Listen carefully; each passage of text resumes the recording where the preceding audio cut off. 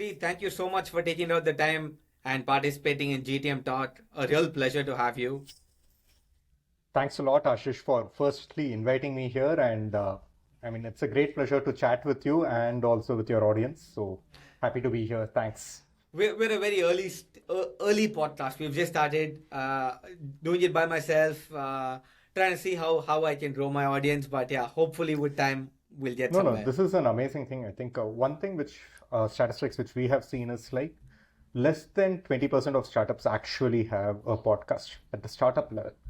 Got it. And this is like, but there is a very high correlation between having a podcast and then how the company grows as well. Because at a fundamental level, one for your customers or your prospects, first, there is a signaling effect. Having a podcast also says this is a far more mature company. This is a company which we'd like to talk to.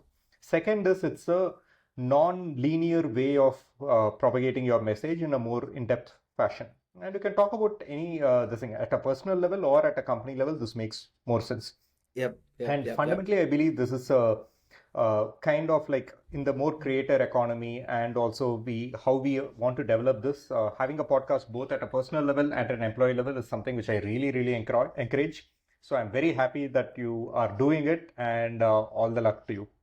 Thank you so much, Sri. I mean, the whole idea of me starting this is I felt at the operator level a lot of information. I think a lot of podcasts out there taught very high level. I thought I'll get a little more into the detail as to how things are really done, and that's why I started.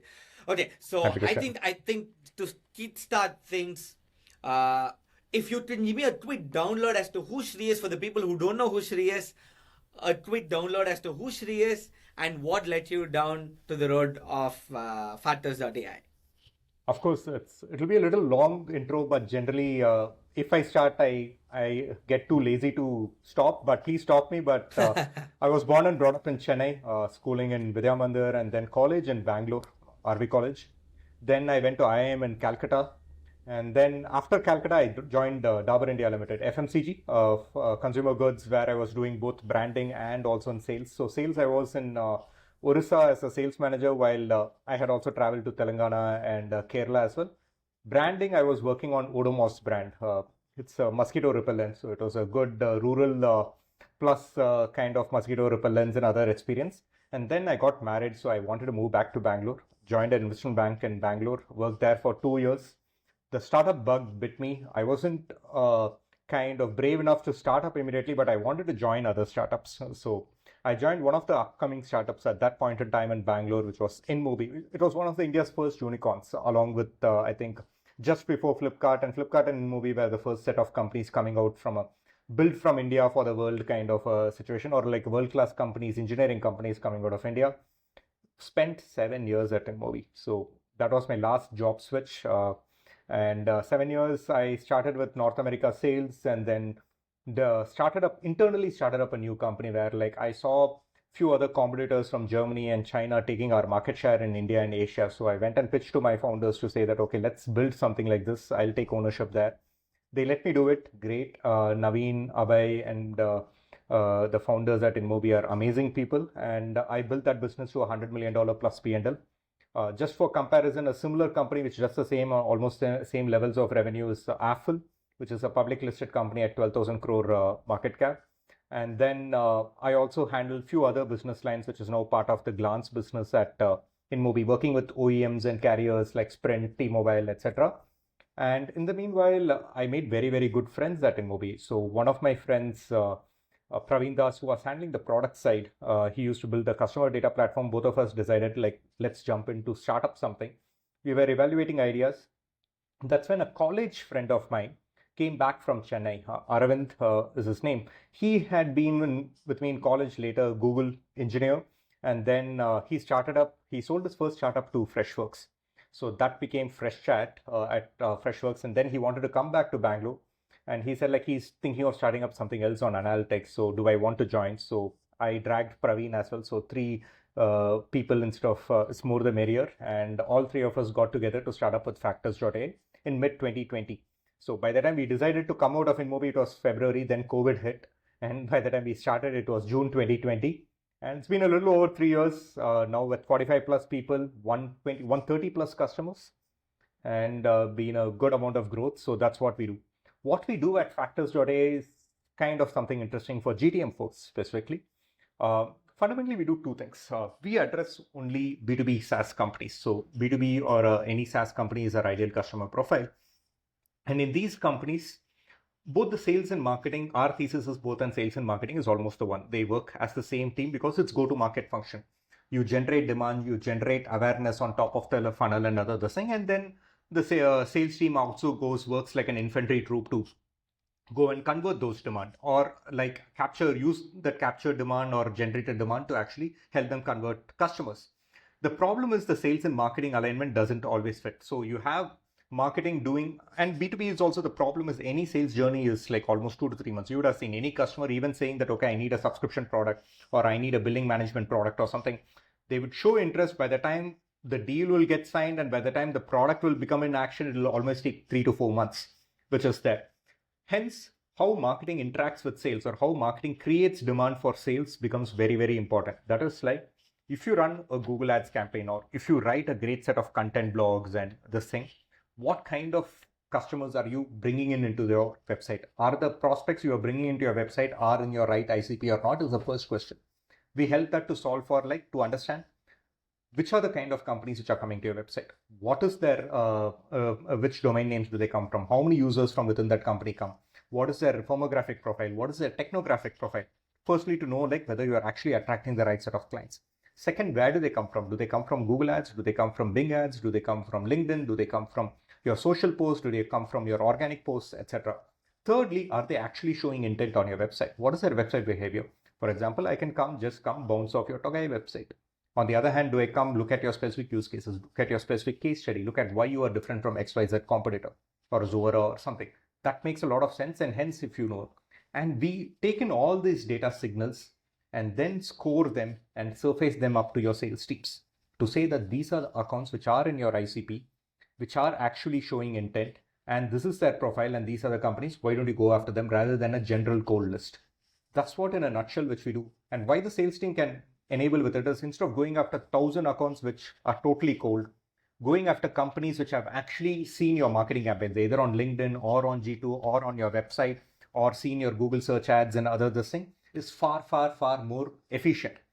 It's not that the salespeople are not with enough energy. They can go and talk to 1,000 people. On the other hand, you can point them out to say that these are the 100 people you want to talk to and they will actually respond to you. One, they'll become a lot more efficient. Second, the conversions become faster. It actually accelerates both your sales and also your in terms of growth and margins as well, because they'd have more time to negotiate and close deals faster, which is that essentially it generates more revenue. So our product fundamentally helps marketers generate more revenue. That's where we are. This has been the thesis. It's not like a new thesis. There are multiple other ABM platforms, but they are far more in silos. There are very large ABM platforms like 6sense or Demandbase, which are like 50, 70K, which no startup or even a small level company can afford. There are very specific platforms that just do basically visitor identification or something, or just general channel analytics and all. We basically complete the entire feedback loop at a very affordable price in an unbundled fashion so that we don't push people to do ABM ads unless and otherwise they first understand what is our accounts and then they can run any other GTM motion if you want. So that's where we are.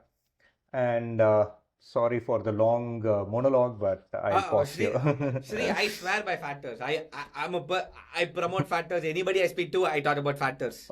Thanks.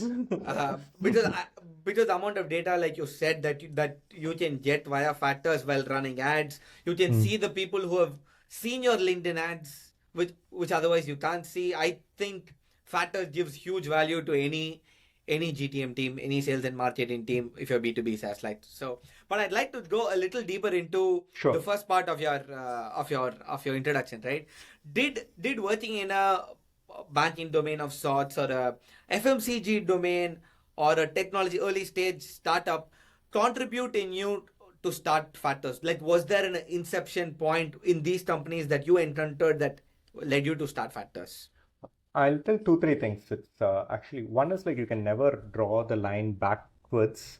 You just hope and get into things and make yourself good opportunities wherever things happen. I actually never planned to do an MBA. I was trying to get you into US GRE mode. Things didn't happen. I didn't get the right colleges and other things. cat happened. On the other hand, ended up in an IIM. On the other hand, banking actually was a revelation in multiple fronts. One is like you felt like, okay, if this is what I'm going to do in financial services, I don't want to be there anymore. And it is a very I mean, generally banking or investment banking is known to be a very high profile or like kind of like favored kind of places where college graduates want to end up in and other thing. But on the other hand, the quality of work which you do or what you can impact, how much can you work on or what you learn, and also your work-life balance is far, far, far better in a traditional operations role or into a kind of like any working in a startup or something else. So one thing which banking made me realize is this is not for me and I wanted to move out. FMCG on the other hand, I enjoyed it. It's a great place to be. I would suggest like any college graduate should spend some time selling in rural areas. You would understand far, far more things about life, what matters, what doesn't matter, how even something like a price increase from 9 rupees to 10 rupees is going to really affect your sales. You can actually see microeconomics at play. You can actually see rural development economics at play. You would have a far better appreciation for your life and sometimes the privilege which you have and other things. So that's the other thing. But that these are the two things which happened. One thing which would have really worked for me is like the set of friends you make, how you understand brand, how you understand processes. Banking also gives you a lot more discipline. You have to be very good with numbers. You have to be very good on your toes with your client. You are basically broking large deals and things which are life-changing for people. So you have a lot of responsibility on your plate. It helps you take ownership and other things. So from a career standpoint, both of these roles are a very good thing for people to actually generally get into life. Some people start up right after college. Great. They do very, very well as well. Some people, if they want to have some work experience and then they start up, these are the kind of places which actually help. Lastly, of course, if you really want to start up on the tech side, being either in FMCG or on, let's say, on banking side is never going to help. You have to work in another startup, and InMobi really helped me in that. Got it. So just moving a little into the GTM side, right? I see that you started a community right before you started your marketing community right before you started Factors. Was that planned in a way that you knew you were going to start Factors and it made sense to build your audience before you launch your startup? Or Totally. how did that happen? Totally. See, one thing is we took inspiration. It wasn't something like an original idea which we got in. There was this community called RevOps Co-op. Okay, it was started by, I forgot the person's name, but he was RevOps executive, revenue executive at Ally.io, which got acquired by Microsoft, Vetri Velour and other thing. And he was building a GTM ops product initially. Now they have pivoted into a community ops product, but originally it was a GTM ops product which they built. And they started a community for RevOps teams. And he shared his playbook, how he got to first 1,000 this thing, how he has built the community and this thing. And that community is wildly successful, almost more than 8,000 people, a lot of sponsors and other this thing. And it basically made sense to just copy that playbook and start building that community. One other company also which did that similar thing, basically, I mean, both of us spoke to the same person at RevOps Co-op and other this thing was the other Sri Krishna from Rocket Lane as well. They also built a very good company, Pre-Flight, on the customer support thing, and that also has been done very, very well, which is there. And then you build on building a community, building an audience, both through as like what you're doing with podcasts or building on communities, building on media as a media company, building your product as a media company is very, very important for two reasons. One is like you'll get active feedback. You can talk about ideas. You can talk about what people are talking about because eventually you're going to sell to the practitioners in this domain. That's one thing. Second thing which you also get is as a founder, once you start a company or this thing, you're generally jobless from the revenue and business side because you don't have any early customers to sell to. You don't even have a product to sell. The product and tech teams have something to work on.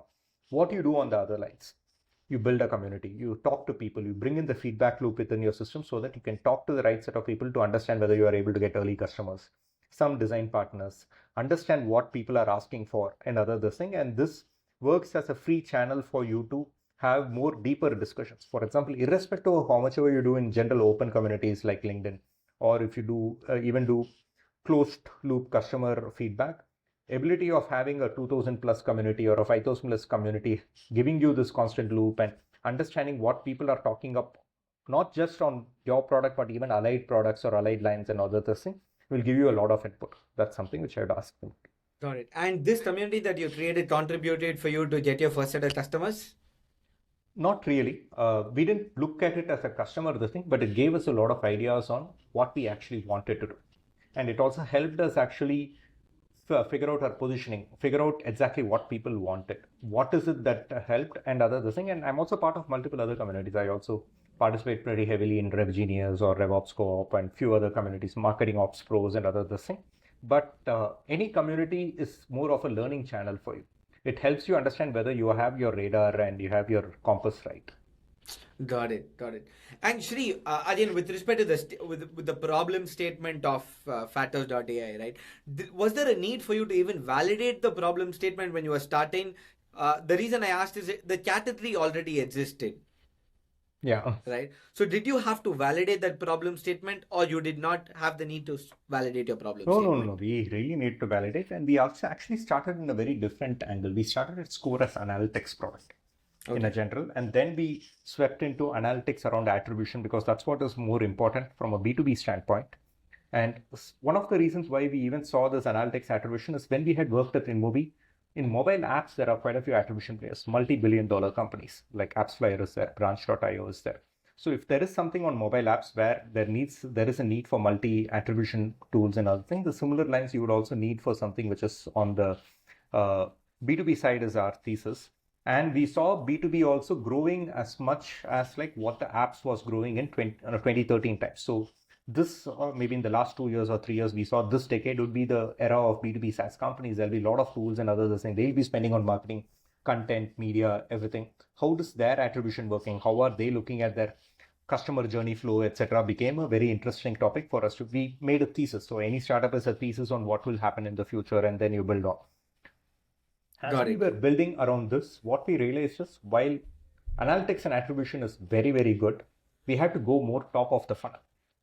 You measure great rather than letting people do marketing campaigns and saying that I am measuring and giving to you, helping people actually to do marketing campaigns and target accounts and then measuring the impact of that is far more event. So we basically, technology-wise, nothing changed, but we just put the underlying layer clean on this thing and then made a wrapper around it in terms of which accounts. So we have also launched signals recently, like which accounts are you going to reach out to? It's not a generic TAM list or a generic like all companies which are less than 500 employees in SaaS, etc. It will be more specific list. Does that company have a PLG motion? Does that company have a demo motion? Does that company have a Salesforce CRM? Does that company have a very specific kind of a feature at all? Create a list, target that list either through LinkedIn and so many other activities, write content, see who's coming into your website, then retarget them, reach out to them over email, and then again do the feedback loop completely, and then see that is the overall product is what we are doing. And this is something which we discovered as more of our own need, because when you just have an attribution product or analytics product, when we are running campaigns and other thing, there were demos. We used to get like 4 to 5 demos on a monthly basis. Conversions used to be two customers or something or other. On the other hand, each click was almost $15 to $20. And they were almost like if we are doing like, let's say 100 clicks or something, it's $2,000 we spend it. Barely 3 or 4, 5 demos or 7 demos used to happen. What happened to the remaining 93 people which are there? What did they do on the website? Which companies are they part of, etc.? Do we want to reach out to them? Because it's not like immediately people are going to buy. People are going to first keep looking at your website and they're going to buy. How will I bring them back into my pipeline faster?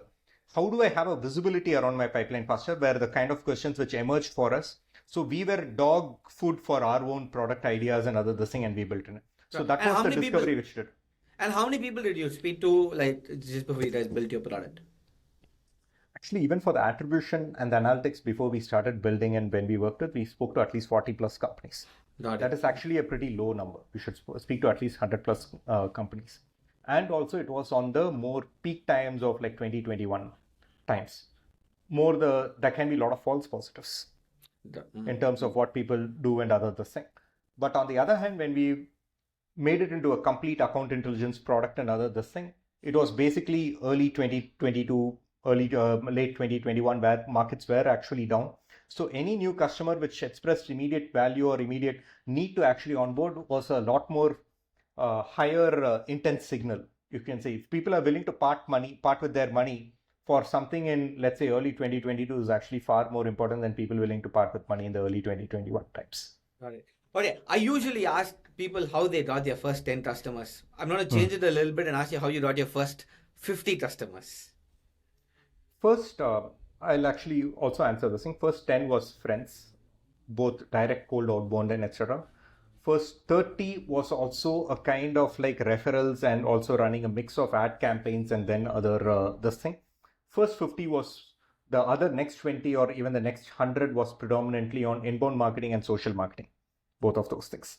And this is something which most customers do. So one is first 10 will always be a certain amount of network or where people are actually making a favor for you in some sense because your product is not ready, but they are willing to do that for you.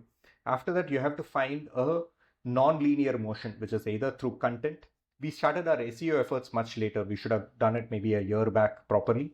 It should be either through content or it should be either through ads, another thing.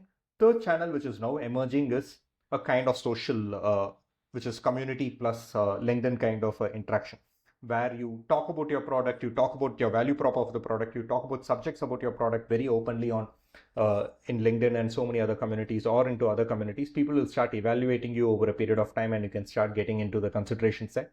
And once you get into the consideration set, when there is a need, you become part of the buyer or a kind of a RFP set and you can have the thing. Just going a little deeper into these, again, Sri. So you mentioned you did cold outbounds, right? So were the cold outbounds on LinkedIn? Were they emails? What kind of sequences did you start off with? One of the reasons why we also even had the website account identification or de-anonymization is the reason is sending cold emails is so painful and so depressing and energy sapping in multiple ways because emails end up getting auto opened in Safari, which is there. Second is like emails have less than 1% reply rates.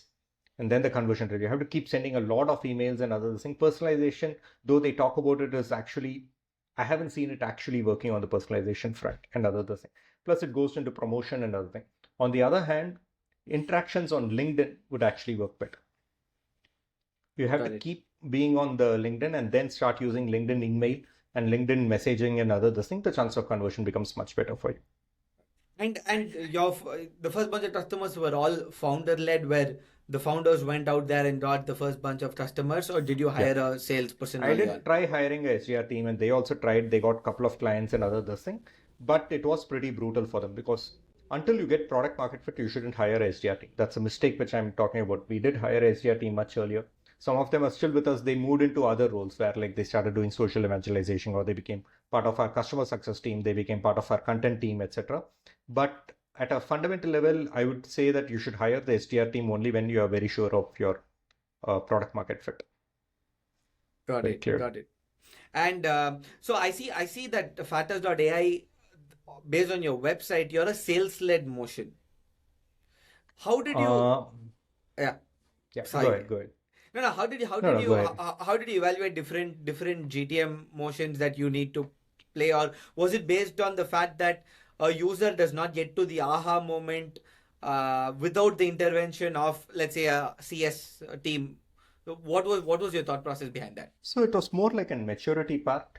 One is like you have a motion which is basically inbound led fundamentally. You run ads and you bring in people into the website. Once people come to the website, they sign up on a form, you get them to a demo. That's where the sales part comes in. You get the demo, then you convert them, push them into a trial. The trial is the 15-day period or a 30-day period. That's when the customer success team get into the part. And then you push them into becoming a full-time customer, 12 months plan or multi-year plans and other this thing. This is the general cycle which would always apply most of the cases. What you would shift into once this works over 100 customers or 200 customers is like you have to have the stability where like this is the process where like as soon as a customer comes, we get them through a demo journey and then bring them into trials and then they convert. And you should also make sure that they actually need the product and other the same. Beyond the point, what you would also do is like, let's say once you have this thing, now we are launching a free plan. So there is a full free plan, which is there, I can just sign up. Second is there is a self-serve plan, which is like basically you just come and sign up and you'll also actually have this thing. This is the limit of the thing. You can also pay within from the system itself back into your Stripe, Chargebee, Stripe integration and other the thing which will also work. And then finally, once you are happy and other the thing, when you need custom plans, only both the customer success and the sales team actually engages. or the sales team engages on an inbound basis. Wherever any company which has signed up for the free plan, if they start showing interest to actually, they keep using the product, you just basically say like, yeah, you're using the product, you're doing this, I can unlock much more for you. Do you want to extend to a paid plan, which is just going to be so much, $99, starts with $99, etc. That kind of nudges would happen. But this is a journey. This is not a defined thing. Your GTM is basically, you start with a certain limitation where you do outbound only. Then you start with like you do inbound, but inbound plus customer success plus conversion. Then you start with a complete sales motion. Eventually you'll start going into enterprise. You'll have a separate sales motion for enterprise versus separate sales motion for this thing. Both of those things will come. Understood. Fair. So I've asked you advice for marketing, Sri. So I understand the value you provide, whatever you said words. So let's say a B2B SaaS company is starting marketing today. Their goal is not brand. Their goal is to get leads. What would be your suggestion, given your experience, expertise? What should they do? Okay, first thing which most companies do wrong is like when they are early stage and other this thing is they think that TAM is their entire customer list. TAM is not your entire customer list. For example, let's say you're going after billing and subscription products. There are multiple products. There is a Zuora, there's a ChargeBee, there is Togai in certain amount of subscription and thing. Then there are Zenskar, and there are so many other companies which are there. For example, a kind of company which Zuora will sell to will be very different from the kind of company which ChargeBee will sell to. Will be very different from a kind of company Togai or let's say Zenskar will sell to, and other things. Or even Zenskar can sell to. For example, if you go to a, let's say, a mature SaaS company and ask them to, Zenskar will say like, okay, please take me as one of the early customers or early, why don't you be my early partner? They may not do it because they have the scale of data and other thing. They would need something which is already fitted with bells and whistles, everything. So you need to narrow down your ICP very, very clearly. Say that very clearly. Like my customer list is, let's say, YC companies from the last 2 years, up to 25 employees with some product market fit up to $500 to $1 million in sales. I don't want to go after very large companies. Even if I'm going to large companies, I'll go up to $5 million revenue. I'm not going after all SaaS companies. But this is the list. Then the list will narrow after you say Crunchbase and other thing. It will narrow to somewhere around 500 to 600 companies. If this is the 500 to 600 companies, that is the basic account list which you are building. And it can also be few other things. From the 500, 600, you see like which are the companies which actually have a PLG motion, which are the companies which have a user-based pricing, which are the companies which have a kind of pricing plans which will change for you and other this thing. Where this is something which is needed, where you can get them into a basic kind of a design partner phase or a early customer phase, and then you build on. You narrow down to maybe 200 companies. You have 200 companies to reach out to. Founder plus maybe one other SDR can actually reach out to all of them. Just email and LinkedIn. Reach out to them, talk to them, find ways to actually pitch to them. Either it can be following them on social for a long, following them on general events or something for a long time, and other thing, and bring them in. From these 200 companies, even if you are able to get 20 customers, that's done for you. That's one thing. Second is like you can also do targeted events or this thing. You can invite them for webinars, you can invite them for dinner meetings, etc. Or you can also invite the same companies or finance people in these companies for podcasts like this and bring them in. That's what I would suggest if you're a very early stage company. Second stage, once you have these 10 or 15 or 20 customers, now you also start putting up a SEO content team, and you'll also start doing basic ads. You always start with a search ad, which is Bing and Google search, because they are high intent. Another this thing. That's when you bring in a product like Factors.ai also, because you run ads, you have content, whether the content and the ad is bringing the right kind of customers into your website. Because if you're an early stage company, there'll be the higher bounce off rate. For example, for ChargeBee, if you have 100 paid clicks on Zuora search keyword, and if there might be 10 conversions, 10 signups. On the other hand, for the same thing for a smaller company, if you do the same 100 paid clicks, the number of conversion will be 3 only. But all the people have searched for that keyword and then comes Zuora alternative or Zuora pricing or some specific this thing, which means like they are kind of interested in what you do as a product.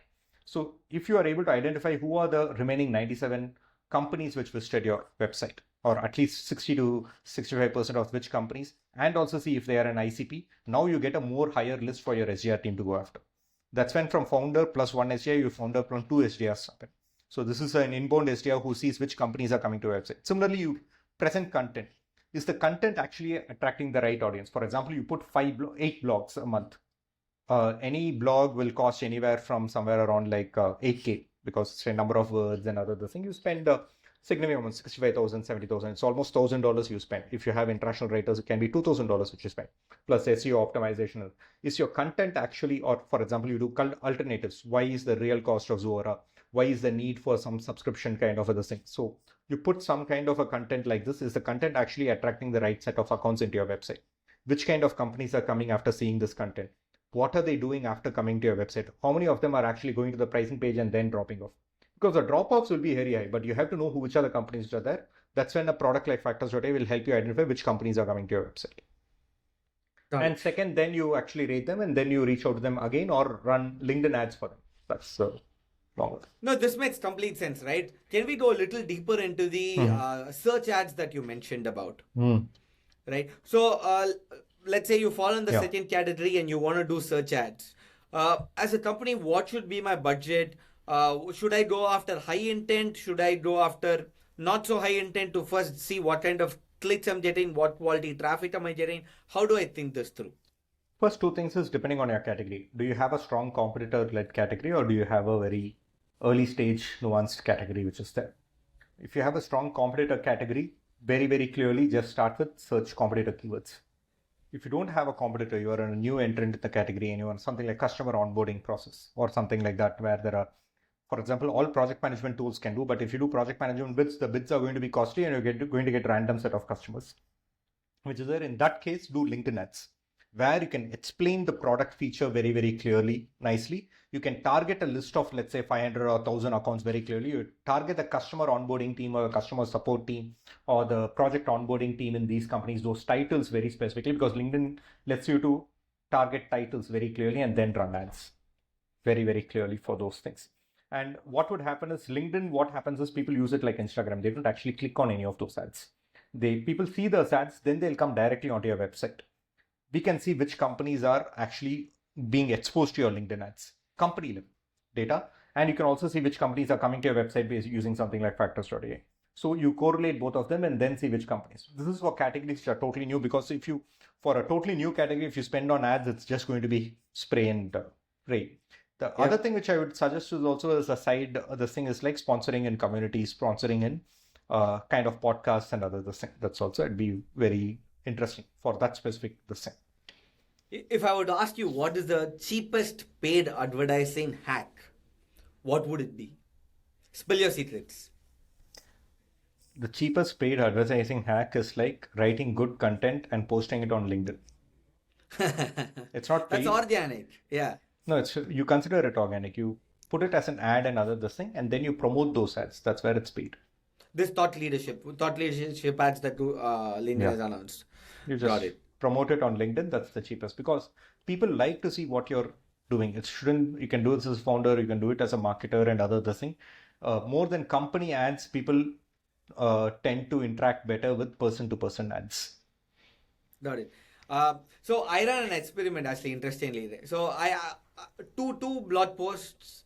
I ran the same set, same articles to two different sets of audience. One was a list uploaded from my HubSpot, and the other was generate targeting based on various filters on LinkedIn.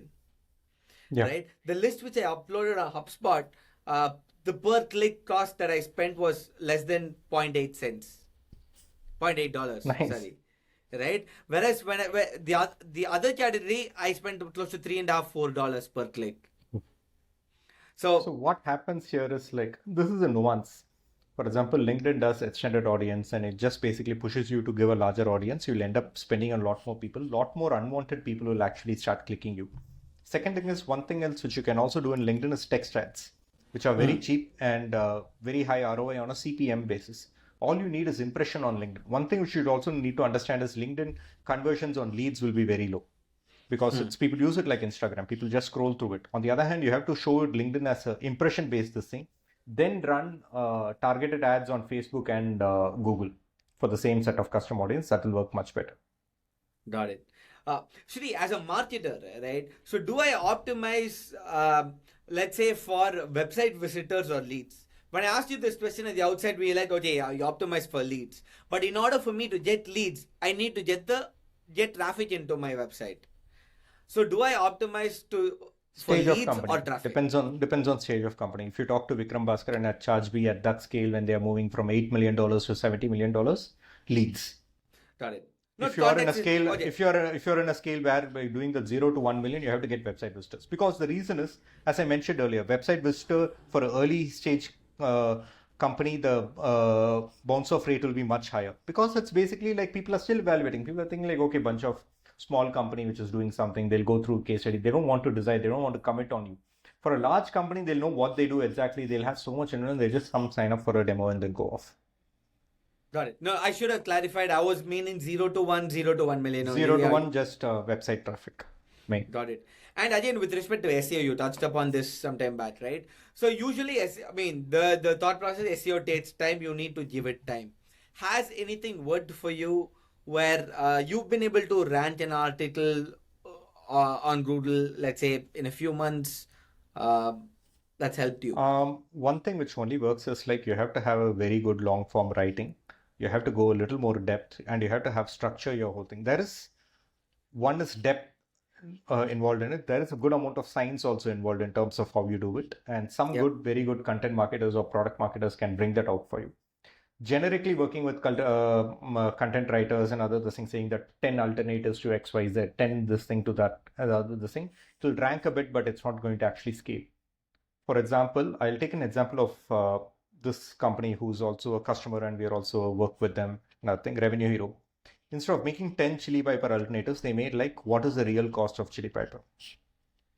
That would actually have the second part is a lot more detailed, and the title itself is more educative. The first part is more salesy, which is there. And hence it doesn't get the same kind of attraction. Another thing is, in content, what you need to do is like something like a movie kind of industry. You have to get one big hit. There should be one article or one this thing which consistently ranks very well. Then you will get more backlinks for it and this thing, and that will bring in more leads for you. Got it. But so you're saying it's not, you need to be consistent at it? Yeah, the reason why I mentioned the new thing is like you have to be consistent. You have to be hoping for some success. Sometimes the success will happen within 1 month. Sometimes it will take 4-5 months or even 8 months, which is there. The first aspect which I mentioned is like how you write your content is very, very important. Having the right content marketer, having someone who can actually write in very good English and other thing makes a lot of sense. Got it. No, made sense. So there was one thing interesting that I ran an experiment again. So I tried finding. I went to SEMrush and put Quora and Reddit. Put a few keywords to see. Put a few keywords that made sense. That made sense to my domain, and see what ranked in the first page. So I took those keywords and we wrote articles based on that. Anything that ranked on the first page of Quora or Reddit, the chances of you beating that is technically a little higher. And then we wrote a couple of articles. Out of 4 articles, 2 ranked. So no, that's a pretty obvious or a direct way to actually go ahead these kind of keywords and how you want to do it. And I think that's why I said there is a science to it in terms of how you go after. The science doesn't go away at all. There is an art to it in terms of how do you structure, how do you put the titles, how you talk about what you're doing, how the English works and other things. Both these are very, very good, important. What you did is the technical part. Which kind of keywords you want to go after, what you need to go after, why you need to do it. What I'm also talking about is the actual writing part. How deep you have to go. How do you actually trigger the headline to make it actually more sounding useful? Last thing which I also talk about is the movie industry, where like you push out 10 or 20 articles, you will find one ranking. And that will give you 80%. It's a Pareto which always happens. Yeah. And that's why it says it requires patience. Sometimes luck can happen, sometimes luck cannot happen also. That makes sense, Sri, I have a bunch of questions. Do you have a hard stop in the next 3 minutes, or can we extend this by a couple of minutes? Yeah, next 2 months I have a client call. Yeah. Got it. Okay. Right, Sri. So I think why don't you ask 1 or 2 questions? We can get those 1-2 questions out. I'm happy to go to you. Sure, let's do this. Okay. So do you think? Okay. So given your vast experience, right? Do you think somebody should try their hands at multiple things before zeroing down on one particular thing they want to do for the rest of their life? What do you believe? So I would say this, no? So someone quite wise very early in my career talked to me about like the first 10 years to be more like the Saraswati era, and then after that to be the Lakshmi era where you optimize on money and other this thing. And I would take the thing. It requires different forms of experience and also figuring out and also finding different hands at what works, whether it's sales or marketing or product, how it goes and other this thing, and for you to go depth and other this thing. Identify one thing which works for you, which is at the end of the day, never optimize for money, optimize for what you think you are doing very well. You would know That, what you're doing very well because if it comes naturally for you. For it example, makes you don't sense. feel like it's stress when you do 14 into 7 hours a week. Oh. Are you able to do 100-hour weeks on something without actually feeling stressed about it? Another thing is that, That's a lovely way to put it. I've never thought about it that way, but a lovely way to put it. yeah. Okay, two CEOs you're looking up to today. One in India, one abroad. So, I mean, I keep following multiple CEOs over a period of time and other this thing. I would start with people both from the startup side of this thing, or it's not a startup. Kalyan Krishnamurthy at Flipkart is like amazing. The kind of operations which he run, how he has changed or pushed back on something very, very large companies like Flipkart enabled fundraising, enabled kind of exits for so many of their employees and other this thing is like insane. It's like operating at like a Djokovic mode kind of this thing in terms of this thing because it's a very very complex thing to handle and make things work. So he's one who I actually look up to and other this thing. Haven't known personally, but I do look up. US there is multiple people, but I would go with Satya Nadella. For a company which is so complex like Microsoft, both political, very, very smart people around, bringing them around, rallying around, taking very, very good bets and making them work also over a period of time. You should read his book as well and also his personal struggles, how he has handled it and how he has this thing. It requires immense mental fortitude to do something like that. So that's something which. Got it. See, I think we've run out of time. So I'd love to have you on another. I just wanted to talk to you a bit more on ABM because I think I've seen you posting a lot on ABM on LinkedIn. Sure. So probably we should get some time and catch up. Thank you so much for happy your time, to do Sri. another session. Yeah, happy Thank to do you so another much. session, Ashish. Thanks a lot for giving me this opportunity. Thank you. And congratulations on your funding, Sri. You're so humble. Thank You've you. not even mentioned that you guys raised a pre-series A. But So thank you. Congratulations once again. thanks a lot. Thanks, Ashish. Bye. Bye-bye. See you.